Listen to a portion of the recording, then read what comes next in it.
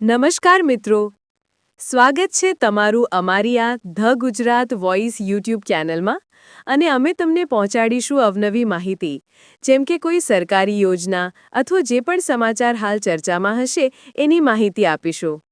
8,000 પરિવારોને ઘરના ઘર માટે વધુ 50,000ની સહાય।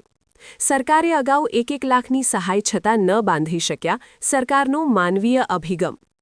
ગુજરાત સરકારે ગામડાઓમાં રહેતા ગરીબ પરિવારો માટે માનવીય અભિગમ રાખીને એક મહત્વનો નિર્ણય કર્યો છે, જે મુજબ ગામડાઓમાં વસતા અને ઘરનું ઘર માટે તરસતી રહેલા 8,000થી વધુ પરિવારોને અગાઉ 1 લાખની સહાય કર્યા બાદ હવે ફરીથી આ પરિવારોને વધુ 50,000ની સહાય કરવાનું નક્કી કરાયું છે।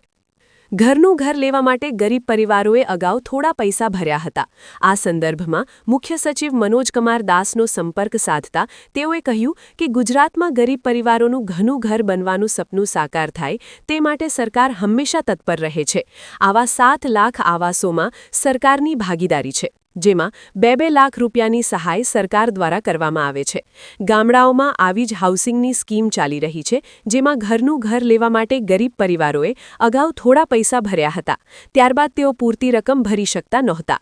આથી સરકારે ઉદાર રહીને તમામને 1 લાખની સહાય આપી હતી। 8,000 પરિવારોને વધુ 50,000ની મદદ કરવાની સંમતિ આપી। આવી સહાય છતાં તેઓ પૂરતી રકમ ભરવા માટે સક્ષમ નથી। જો તેઓ નિયત રકમ ન ભરે તો તેમને ભરેલી રકમ પરત કરવી પડે। એટલું જ નહીં, તેઓને ઘર પણ મળી શકે નહીં। આથી મેં મુખ્યમંત્રી સાથે આ સંદર્ભમાં પરામર્શ કર્યો હતો।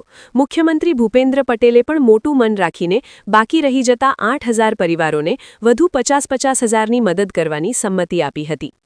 100 કરોડ જેટલી રકમ CSR ફંડમાંથી મેળવાશે।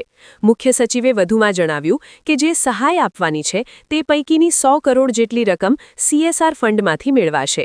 આ અંગે અમે જુદી જુદી કંપનીઓ સાથે પણ ચર્ચા થઈ છે। તેઓ પણ ખુશીથી ગરીબો માટે આ રકમ આપવા તૈયાર થઈ ગયા છે।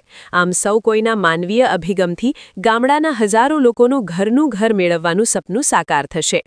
ગામડામાં રહેતા પરિવારો માટે કેન્દ્ર સરકાર એક મોટી તક લઈને આવી છે।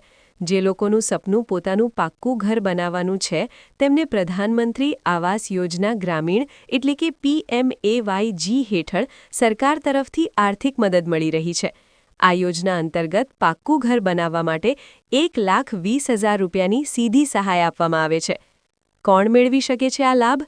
આ યોજનાનો લાભ મુખ્યત્વે ગામડામાં રહેતા અને પોતાનું પાક્કું મકાન ન ધરાવતા આર્થિક રીતે નબળા પરિવારો એટલે કે EWS, ખાસ કરીને અનુસૂચિત જાતિ SC અને અનુસૂચિત જનજાતિ STના લોકોને મળે છે।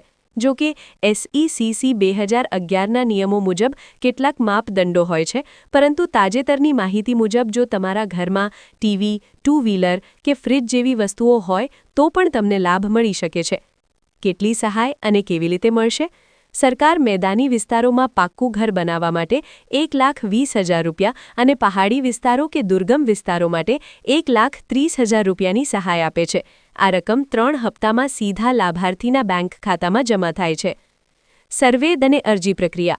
ઓફલાઇન પ્રક્રિયામાં સર્વેમાં નામ ઉમેરવા માટે તમે સ્થાનિક ગ્રામ પંચાયત અથવા બ્લોક ઓફિસનો સંપર્ક કરી શકો છો, જ્યારે ઓનલાઇન સર્વેનું કામ આવાસ પ્લસ મોબાઈલ એપ દ્વારા થાય છે। આ પ્રક્રિયામાં તમારે તમારો આધાર નંબર આપવાનો રહેશે, ચહેરાનું EKYC કરાવવાનું રહેશે અને ફોર્મમાં પરિવારની સાચી વિગતો ભરવાની રહેશે। ખાસ ટીપ: જો શક્ય હોય તો પરિવારમાં મહિલા સભ્યના નામે અરજી કરવાથી પસંદગીની શક્યતા વધી શકે છે। નામ કેવી રીતે ચેક કરવું? જ્યારે લાભાર્થી યાદી જાહેર થશે ત્યારે તમે આધાર કાર્ડ અને બેંક પાસબુક સાથે રાખીને PMAYG.nic.in વેબસાઇટ પર જઈને તમારું નામ ચેક કરી શકશો।